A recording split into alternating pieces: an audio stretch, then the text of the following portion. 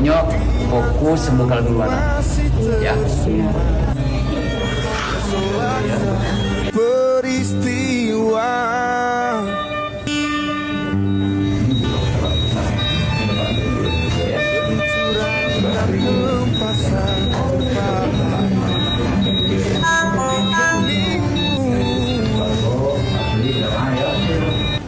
Kan besok yang korban kebakaran kemarin atas nama keluarga dari Bu Siska, Pak Rusdi, anaknya adalah Putri, Zulfa, sama Gibran. Kita lihat dulu kondisinya di RSMH.